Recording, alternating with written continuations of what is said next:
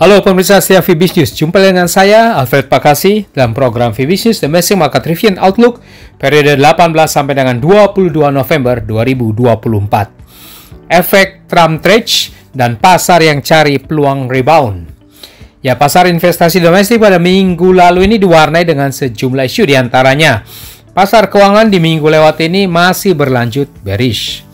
Neraca perdagangan Indonesia Oktober 2024 mencatat surplus kembali di bulannya yang ke-54 secara berturut-turut.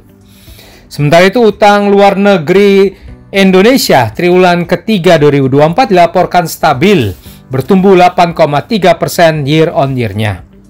Capital outflow berlanjut dalam seminggu ini sekitar 7,4 triliun rupiah. Sementara itu, sentimen global saat ini masih sekitar Trump trade dan arah kebijakan The Federal Reserve berikutnya.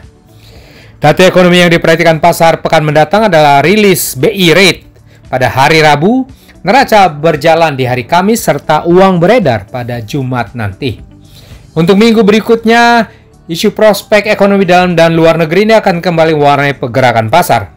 Seperti apa dinamika pasar hari ini? Berikut detail dari VBiz News Domestic Market Review and Outlook periode 18 sampai dengan 22 November 2024. Ya, kita awal dengan pasar modal Indonesia. IHSG di minggu yang baru lewat terpantau berakhir merosot di pekan keempatnya dan jatuh ke level 3,5 bulan terendahnya.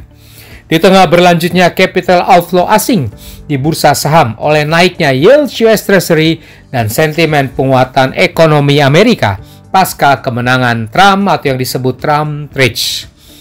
Sementara itu, bursa kawasan Asia pada umumnya melemah berlawanan dengan penguatan Wall Street.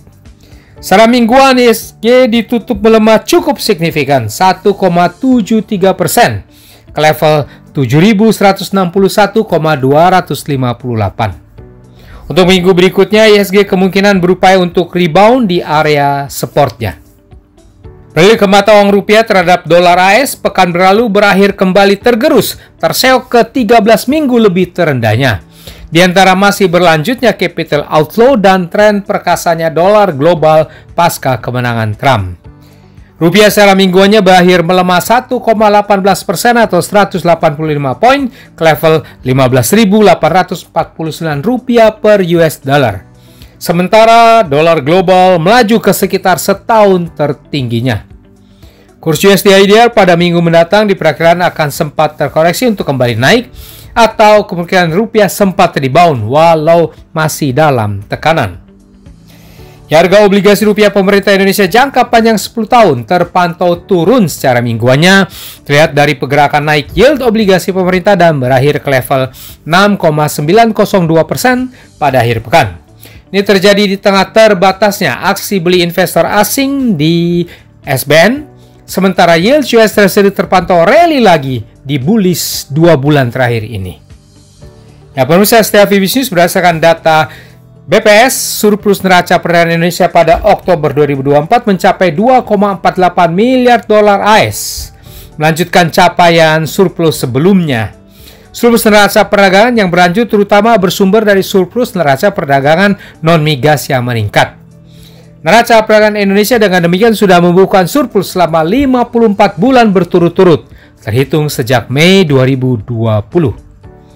Sementara itu, utang luar negeri Indonesia dilaporkan Bank Indonesia pada triwulan 3 2024 terkendali. Posisi ULN Indonesia pada triwulan 3 tercatat sebesar 427,8 miliar dolar AS atau secara tahunan tumbuh sebesar 8,3%. Perkembangan utang luar negeri tersebut bersumber dari sektor publik. Sementara itu, berdasarkan data transaksi 11 sampai dengan 14 November 2024, non-resident tercatat melakukan jual neto atau capital outflow terjadi sebesar 7,42 triliun rupiah. Terdiri dari jual neto sebesar 4,12 triliun di pasar saham, beli neto sebesar 0,35 triliun rupiah di pasar SBN, dan jual neto sebesar 3,65 triliun rupiah di sekuritas rupiah Bank Indonesia. Ya, demikianlah pemirsa setia VBiz News, kita sudah membahas bersama VBiz News Domestic Market Review and Outlook periode 18 sampai dengan 22 November 2024. Saya Alfred Pakasi di sini mohon diri sejenak. Baiklah semuanya, stay healthy, salam Fibis.